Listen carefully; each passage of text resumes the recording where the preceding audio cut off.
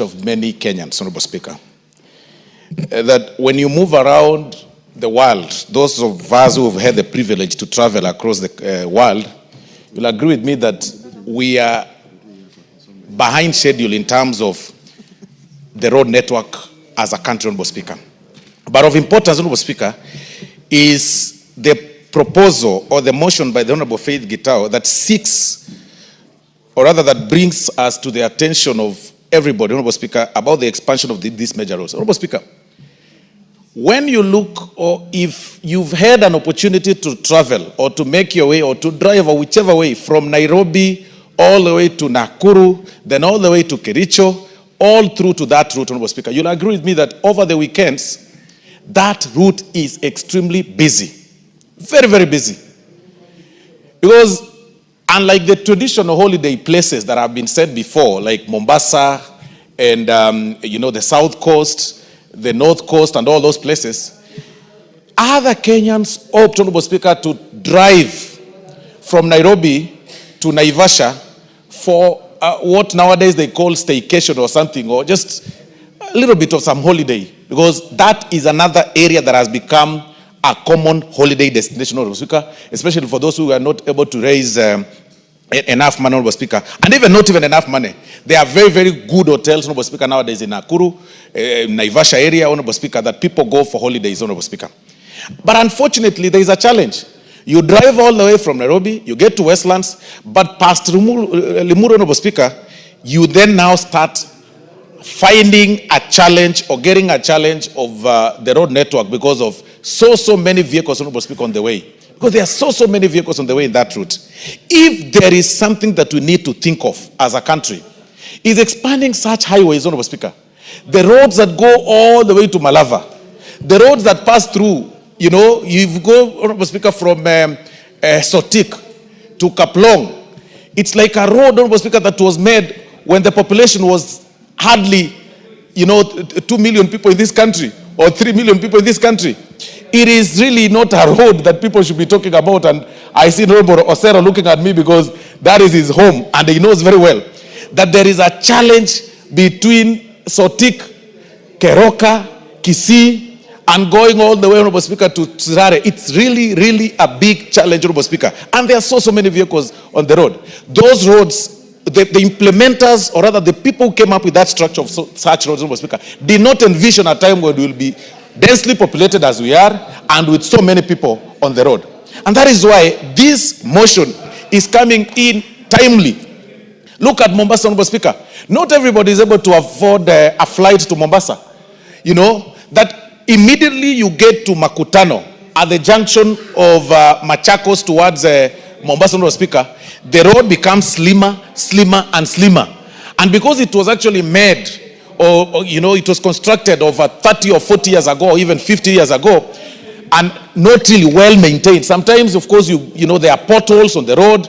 Some irregular bumps have been erected by people because of the accidents that are occur, Honorable Speaker. And we even squeeze ourselves with the trailers when you're driving in those roads. I mean, really, it is about time that we start having this discussion on how we can be able to get to expand these roads to have every major road as a dual carriage, Honorable Speaker. But even as we get to that, then we then need to sit down and ask ourselves this question. Is it then possible for this country, the country's budget, to meet those needs? Is it possible that within the budget that we have, Honorable Speaker, that we have all those roads, made under dual carriage, Honorable Speaker? What then, when you ask yourself this question, then it brings up for this answer that it's about time we also start thinking on how we can engage investors on such structures under the PPP terms. That if the government is not able to construct these roads because of the taxes, the insufficient, budget that we have, Honorable Speaker, and of course there's several needs, then it's about time that we start embracing the question of the private-public partnerships across the country. It is the question of time. It is about time that we start thinking about that, right? That if you're doing a road towards Malava from Nairobi, then have an investor construct an 8-lane structure, 8-lane carriage on one side and 8-lane carriage on the other side, with the exclusion of a free one. Then you do tolling so that you are able to recover your money. So you do 8. If you want to go express to Malava, use the dual carriage. If you do not want to pay for through the toll station, then just a similar thing that happens, of course, Honorable Speaker, to the expressway. Then you are left with that small, slender road, the old one, so that you can use and remain on traffic as you want. So it's about time that we start telling Kenyans and embracing, even as leaders, the question of the PPP, because it is not tenable through our budget. If we will be waiting for us, for the exchequer to fund the road, to make the road that way, like Thika Superhighway, so that we can have those dual carriages all through the country, it will not be possible. We want to urge Kenyans to start embracing the private-public partnerships.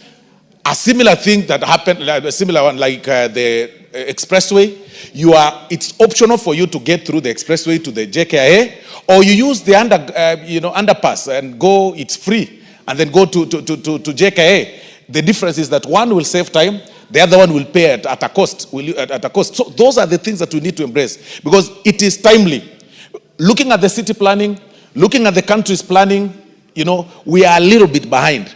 I was engaging one of the colleagues, Honorable Speaker, when we visited Zambia the other day. You will notice, Honorable Speaker, that in Lusaka, even the city planning itself has envisioned a time where the country will have a population of 50 million or 60 million, because currently Zambia, although it's double in our size, Honorable Speaker, in terms of the landmass, their population is barely 20 million people. But looking at the city planning, the spaces they've left for those who cycle, the spaces they've left for those people who like walking along the road is very safe. But look at our country, Honorable Speaker. The cyclists, the people, the cyclists are riding their motorbikes and their bicycles just besides the vehicles, and besides those people who are doing jogging every day, and besides, of course, trailers, quite risky. And that's why, Honorable Speaker, we've got so many cases of hit and run. And I can tell you, as a legal practitioner, when I started practicing law, Honorable Speaker, the very first thing I started doing, Honorable Speaker, is going through the morgues, Honorable Speaker, for what we call ambulance chasing. And that's what most people who start practicing do whenever because it is common. People are dying on the road, Honorable Speaker, through hit and run. People are hit daily. And because of the nature of our laws, nowadays when you get a person hit by the roadside, Honorable Speaker, you can hardly stop and pick him, because when you take, even if he's, has some little pass left for him to be saved, you will fear, because when you take them to the hospital, you are asked, okay, so are you the one that hit this person? And the police will be after you. And that is why we are turning to be a country of each person for himself and God for us all. It's quite unfortunate.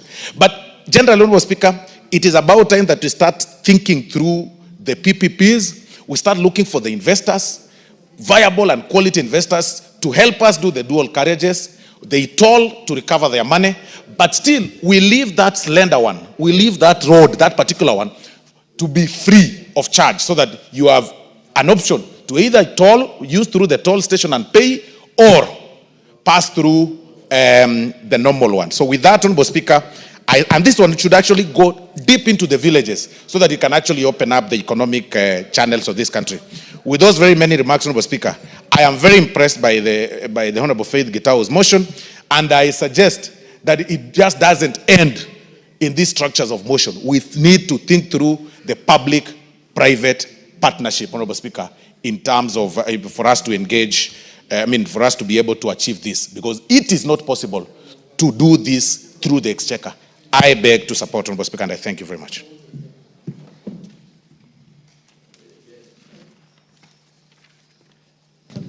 Before we proceed, honorable members, I would like to welcome students seated in the public gallery this morning. Students from Kivodhine Secondary School, Kibwezi East Constituency, Makwiny County. Let us welcome them to the National Assembly. You are welcome to continue observing the proceedings of the House.